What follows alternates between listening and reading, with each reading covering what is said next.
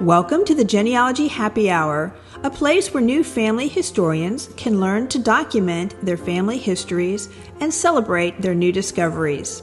I'm Amy. And I'm Penny, and we're here to help you discover your family tree from the beginning.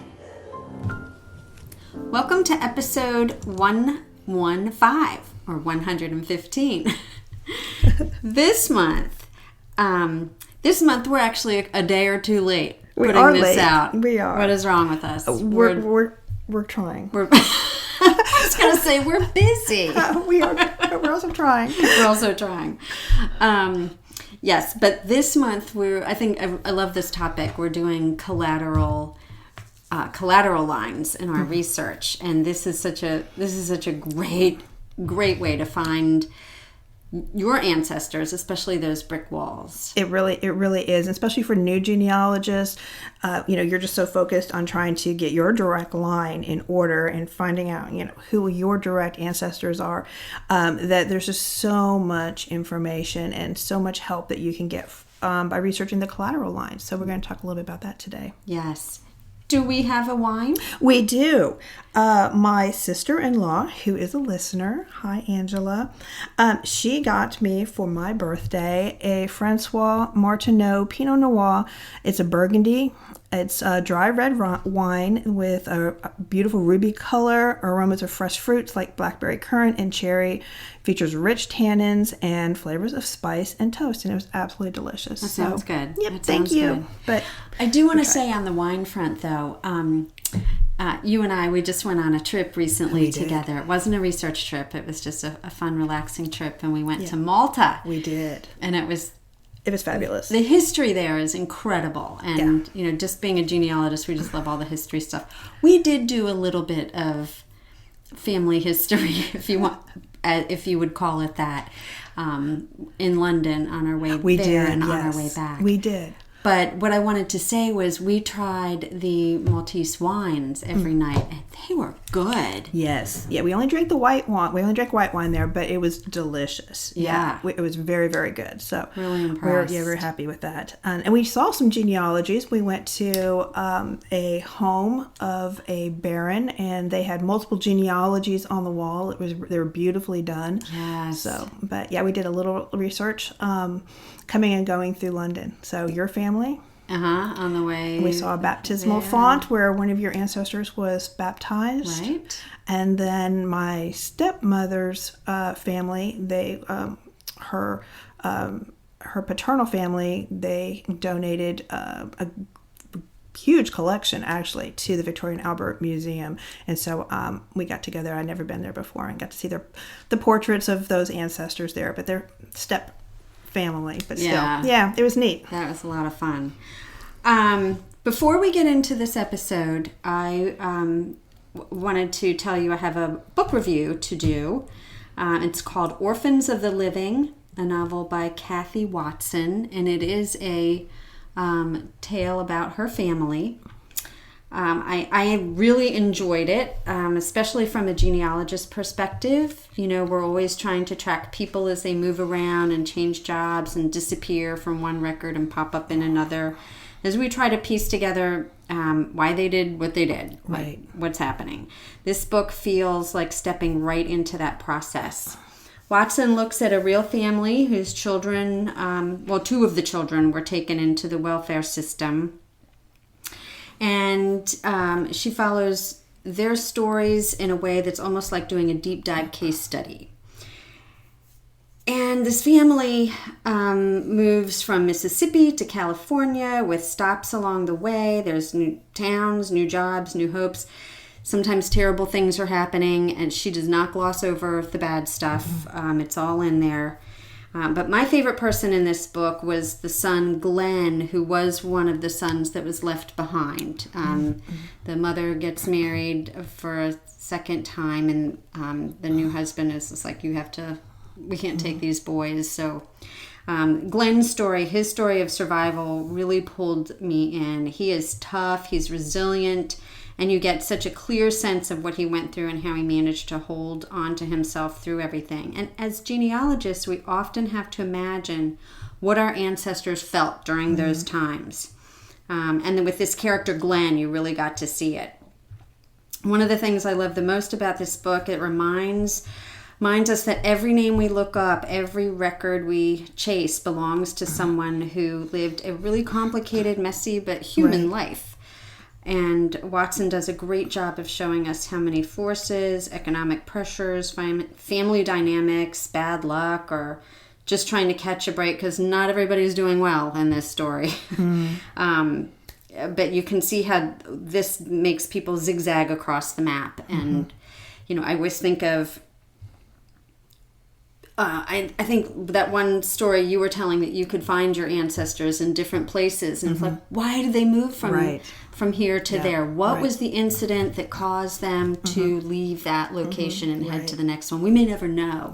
But this story kind of gives you that background. So I recommend giving it a read. Orphans of the Living by Kathy Watson. Nice. Sounds very interesting. Yeah. And before we get started on collateral research, a word from our sponsor. The air is getting crisp, and for many of us that means a little extra time to dive into our family history.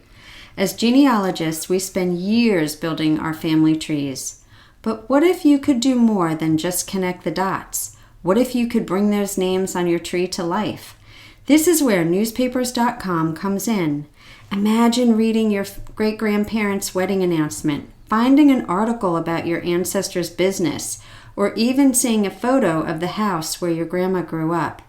Newspapers.com is an incredible resource for anyone passionate about genealogy, with more than 29,000 historical newspapers. You can search for your family's names, their hometowns, or important dates, and discover the small personal details that transform a name on a page into a real person with a real story. And with the holidays approaching, a newspaper.com gift subscription is the perfect present for the family historian in your life. It's a gift of discovery, of connection, and countless untold stories waiting to be found. Just head over to newspapers.com/gift and use the promo code Happy Hour to purchase a subscription for someone special. That's newspapers.com/gift. Your favorite genealogist will thank you. Well, with Thanksgiving right around the corner, we wanted to say a quick thank you to all of our listeners. And as we prepare for the new year, please reach out and let us know some topics that you might want to hear us discuss, something that you might want us to research and come back to you guys on for the new year. Yeah, I think that's a great idea. If you could send us some ideas, because we come up with our ideas of things that we might be working on or are helping us, but there might be something out there that you really want some more information on. So let us know. Please. And but thank you again so much for listening to us month after month. And we also want to say thank you to newspapers.com for their kind sponsorship of our podcast. All right, so let's jump into what are collateral family lines and why they matter. We're going to talk about some quick hints about tools that we can be using, but researching collateral family lines can really help us break through those brick walls. They can take your research in a whole new direction. So while you're focused, you're laser focused on your direct line ancestors, we can't be that way. We have to branch out and look at each family group individually, and then sometimes that research for those other family members can really help us in the long run. So, but it can also be very frustrating too.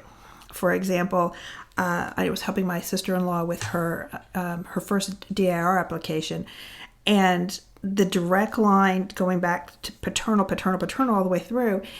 The older son, of course, she comes from the younger son. The older son was the one who had everything written about him, all of the records in the court, all about him, none about the younger son.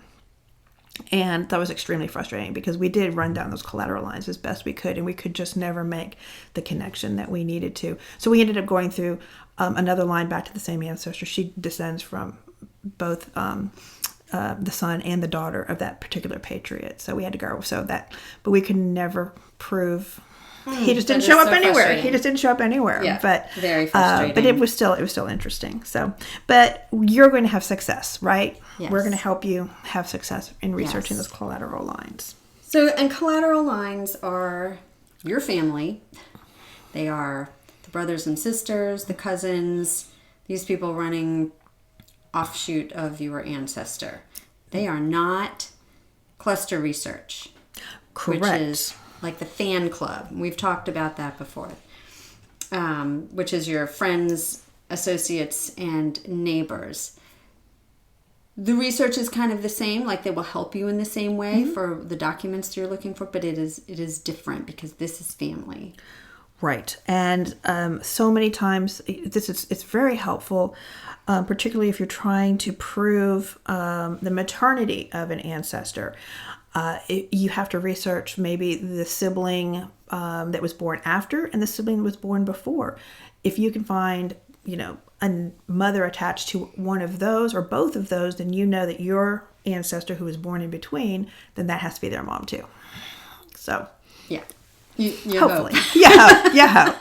Ideally. Logically, it makes sense that would be the true. Yes. The other thing is you also are, researching families with very common names in a location where you would probably have like a large community where that name is very common.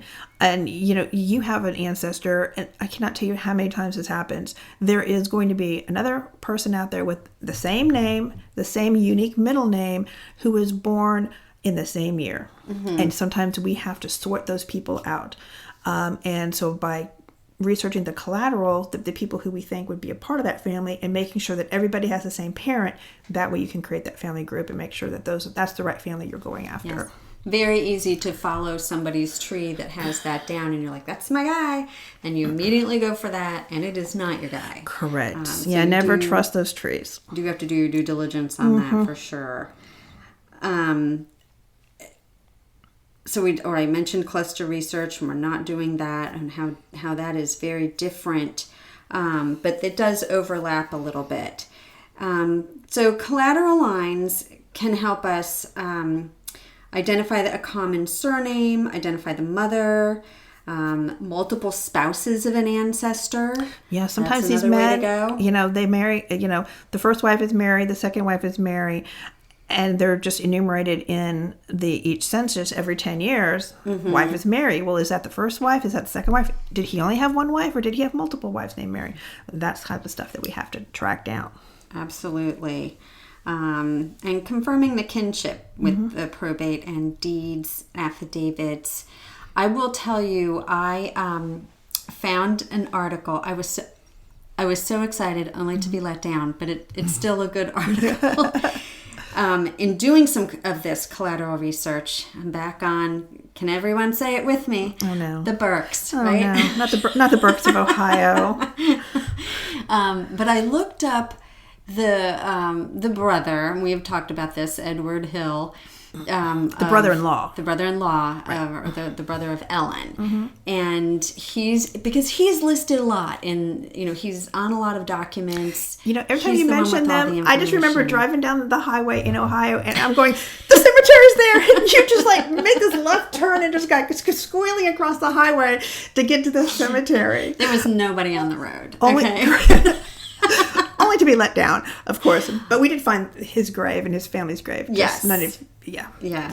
And I can't. Now I'm cycling back to that. I think there was a child on his grave. There was something there that I was like, oh, maybe he felt remorseful, but I don't know. But in the paper, I found an article for a family reunion for the descendants of Charles and Alice Hillier Hill. Mm-hmm. This is Ellen's family. Ellen's family. So there's 4 kids. I'm like, oh my gosh, they're having a reunion. Huge article. Right. Long. Mm-hmm. Who's listed there? Edward Hill, and all of his descendants. Mm-hmm. Sister Frances, who married a Morehart. Mm-hmm. A bunch of Moreharts. Everybody's listed. Mm-hmm. Tons of names. Nobody from Ellen's descendants nobody from Susan. I'm thinking it's the sister Susan. It was these two. It was the two siblings that died. Their families weren't included. Yeah. I'm like, what? Yeah.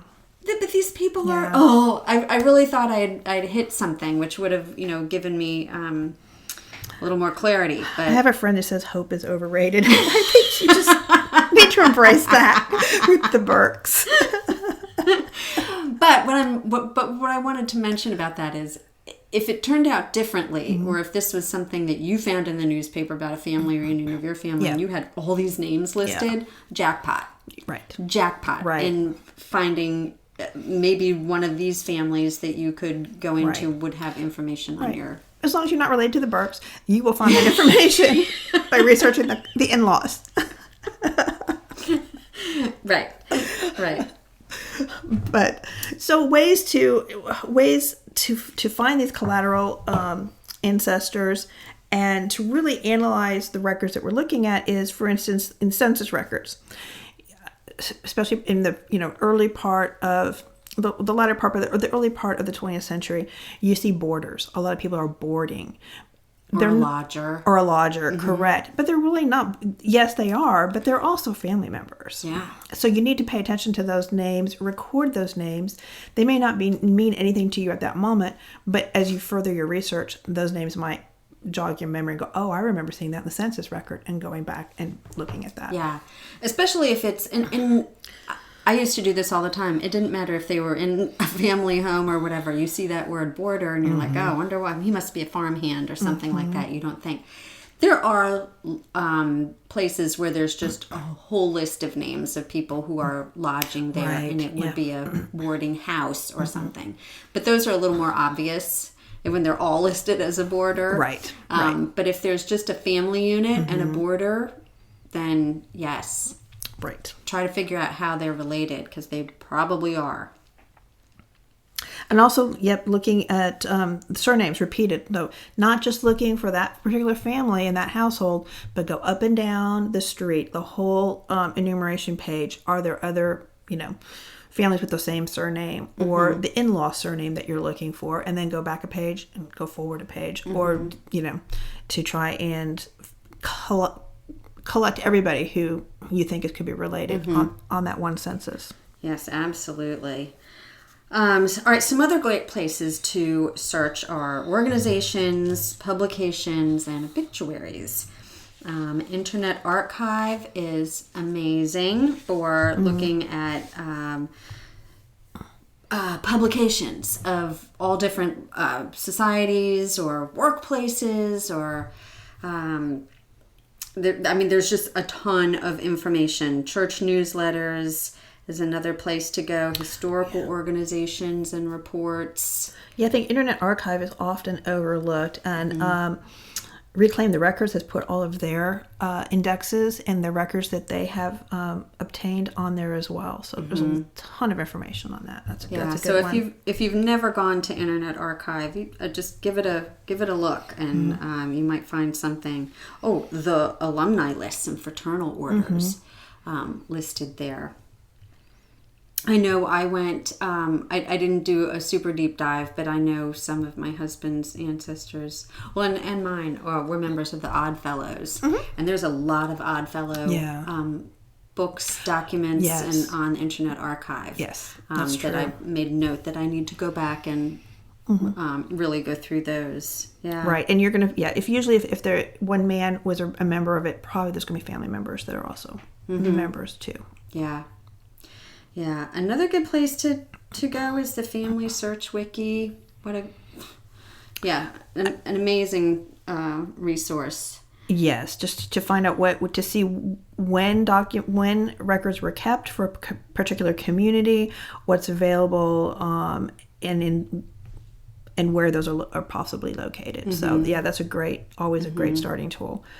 And I would say that I have found so much interesting information by researching the collateral lines and finding information in court records, either their probates or in deeds, or sometimes, like there was once, it was an affidavit that the man was trying to transfer property, and he needed to record that his wife is deceased. And so he actually recorded his wife is deceased and everybody, all of his family members, and is recorded in the deed books of that particular county.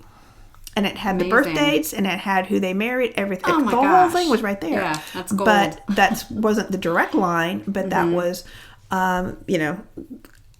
helping me prove what my direct line was. Right. So the direct line that I was researching. And in looking for those probates and whatever, and we say this all the time. Court records, yeah. Or court records, yeah. Make sure you keep checking back to the full text search in family search, because they're adding stuff all the time, and that is another great place to pop in those collateral lines and see what comes up. Exactly, yes. And we did a podcast not too long ago about that, so you can go back and take a look at that. Yes. Absolutely. So basically, the reason that we're looking at these collateral lines is because we've done what we can for the moment, getting us back to our ancestor, but we haven't been able to prove the kinship, or we're not sure if we have the right family, and so we've got to spread out and start researching who we think would be the siblings of that individual. Even or aunts and uncles, right? To try and find records that they have left that would mention our direct line ancestor. Yes, absolutely. So some important things to do while you are doing this research is, as everyone knows, keep a research log. Yeah. So you don't want to be looking in the same place 10 times because you didn't write it down that you looked in that place. Or the other thing is, with the research log, you can see the date that you checked it, because Ancestry and Family Search, they update those databases, so you can check, oh, look, they've updated this since I checked last, and then you can go back and check again. Excellent point. Yes. Yeah, and negative searches. I know we did a podcast on Record when you don't find too. anything, so you don't keep going back and finding the same nothing again and again. Right. But it's just so important. And also track down, if you do find, oh, this is the wrong person, we'll make sure that you've got that person documented enough so that you don't continue to try and a year from now try and track down that person again. So even the research, even if it comes to a dead end, or you've got, oh, this is the wrong guy, put that in a folder, all the data that you've collected and the reason why he's the wrong person, so you don't do that again. Yeah, but excellent point. Some other great things are my favorite timeline. Make a timeline those are always good. Of what your ancestor's doing. Add in the facts of the collateral people along that same timeline to see something might pop out to you, where people are living or not living, or things that they're doing, their job, events that are happening. And another great thing is to do maybe a Google map where you can drop pins of where your ancestor lived, and then take these collateral people and drop their pins in too, to see, are we all in the same place? Have we, are these who you thought were the brothers and sisters, or all together somewhere different, or just that. If you're a visual learner, like I'm a visual person, I can see that better. I'm like, oh, that makes zero sense now that I'm looking at this big map spread or whatever. Yes. Yeah, and understanding those migration patterns. Why would somebody go out to California if they were born in the Midwest, or if they were born in the South and they went up north? Understand those migration patterns. That would be normal. Someone born in the South in the early part of the 20th century could well be living in the North because there were better jobs. Jim Crow laws in effect in the South. But that was the age of industry up in the north, so a lot of families moved north. What's happening with the weather? Or you're a farmer and you can't, Dust Bowl comes in, and that whole thing. People migrated out of there because they can't grow any crops. Right. They're starving. Yeah. What is happening? Right. The land's cheap. They're not going to inherit them. All of those sorts of things. Gotta look for all that. So some tips are: start small. We've got pick one ancestor that you're struggling with, and one question, and don't go.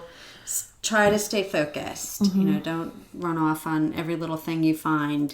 File it away for, okay, this could answer this question later, but I'm really trying to find out who the parents are, or what the woman's last name is, or Right. something like that, and stick with that. Keep everything logged and dated. Like you said, revisit old records. They might have been updated, and new things have been added.